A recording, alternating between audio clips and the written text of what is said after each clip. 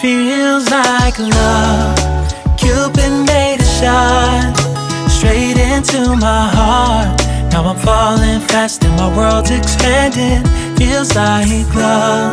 Even though we're kinda nervous, together we'll be strong. I don't know for sure, all I know. Yan, tumigil lang ulan. Tanggalin na natin yung kapote. Awa po ng Diyos, wala ng ulan. Bale, itong lugar na ito ay bulalakaw na. So, bulalakaw na ho ito. Grabe yung ulan. Basang-basa kami. Yan, hindi pa naman tapos. Bawal pa yatang umakyat dyan. Daanan.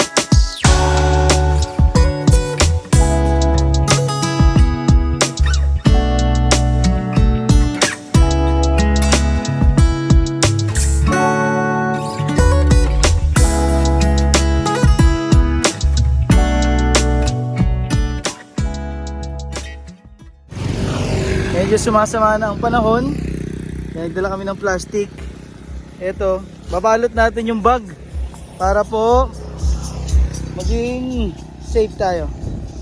Maging safe yung ating mga damit kasi umuulan na. Plastic muna natin. Dito na kami ng sakop na po ito ng Bulalakaw. So konti na lang magsaysay na tapos San Jose. Ang target natin ngayon ay San Jose. Ay, ito nga lang at hindi natin inaasahan. Siyempre, nakahanda naman tayo. May kapote at may plastic. Kasi ang dilim na po ng langit. O, kita-kits tayo sa San Jose. Magbabalot lang tayo at magkakapote. Diretso lang ang mission natin. Sumama man ang panahon, gumanda, tuloy tayo. Grabe yung bago, ang lakas pati ng ulan.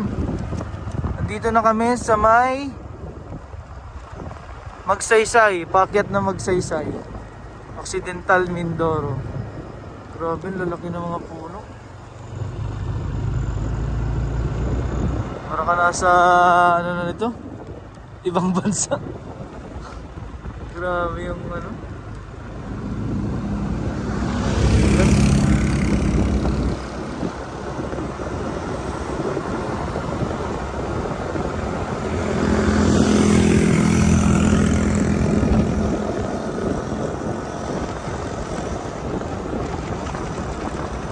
Sama ng panahon.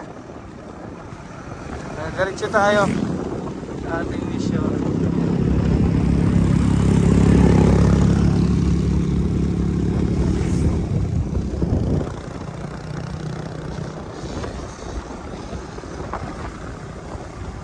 Oh, dahan-dahan lang.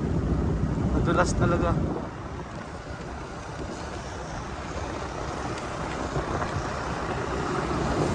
Layo-layo pa ito. 2 hours pa siguro. Pero pag ganitong basa ang kalsada, maabutin pa tayo ng 3 hours. Dahan-dahan lang. Ganda naman ng view. Yan, tumigil lang ulan. Tanggalin na natin yung kapote. Awa po ng Diyos, wala ng ulan. Bale, itong lugar na ito ay bulalakaw na. So, bulalakaw na ho ito. Papalit na tayo ng jacket ulit. Napakainit po nitong kapote kapag mainit ang araw. Ayan, napatigil muna kami dito. Ay, Bulalakaw. So galing dito sa Bulalakaw mga siguro 3 hours pa biyabiyahin natin. Ito, napakaganda ng bundok. Basang-basa. Medyo maambon. Nadaanan namin ito. Tingnan po natin. Dito ito sa may Bulalakaw papuntang San Jose. Ano, napakaganda. Lakas po rin ng ulan eh. Saan kaya kaya nito? Bali, ito po ay boundary ng Bulalakaw. Jose. Ayun, mayroon ditong ginagawa sila. Hindi pa yata tapos, no? Di po. Tingnan natin dito sa may harapan. Ganda ang pocket. Yung view niya. Ang ganda.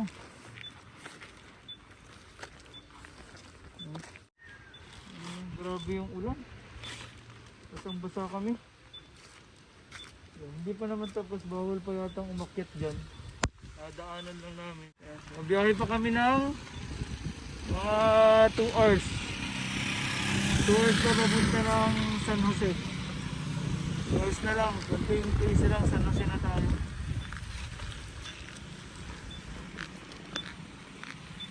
Samahan nyo kami sa aming paglalakbay. Ito, nakarating din ang Magsaysay. Napakita ko po sa inyo dahan-dahan yung buong makikita dito kasi yung Occidental Mindoro. Yan, itong pinakamataas na lugar dito sa entrada ng Occidental. Ayan o. Aray ka. Ayan. Feels like love. Cupid made a shot straight into my heart. Now I'm falling fast and my world's expanding. Feels like love. Even though we're kinda nervous, together we'll be strong. I don't know for sure, all I know didn't know what hit me when we started. Buong Occidental, napakahirap mong paakyat dito. Ganda, kaso lang ang kapal ng pag-usok tsaka ulan, sobrang lamig. Uulan kasi dito. Pero ayos lang. Medyo tiis lang, malapit-lapit na po tayo. Welcome to Magsaysay Occidental. Welcome to San Jose. After 6 hours na biyahe ho, nakarating din tayo dito. Halos binasa kami ng ulan sa daan. Grabe yung biyahe. So may meet up kami dito si Sir Lawrence.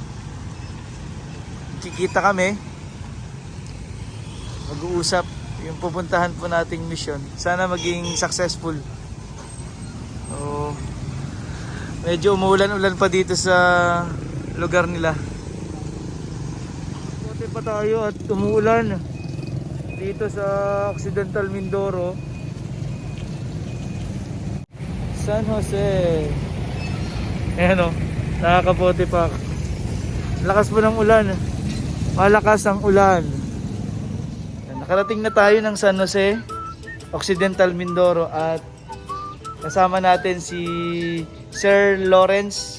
Meron po siyang YouTube channel, Sir Lawrence TV. Siya po ang sumundo at umasikaso sa amin dito. Kaya lang, ito nga, sa kasamaang palad, ulan ng ulan, malakas yung hangin, mahirap po umakyat ng bundok dito kasi yung pupuntahan natin, paakyat po ng bundok, yung Mangyan.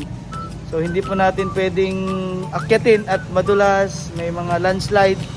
Dinaanan nga po namin doon sa Magsaysay, maraming mga bato na mga naglaglagan. So tingin natin sa bundok mas delikado, basa, tapos yung mga ulan ay talagang bigla na lang bumubuhos. So hindi po tayo matutuloy sa pag-akyat ng bundok. Kaya ano Sir Lawrence? Wrong timing.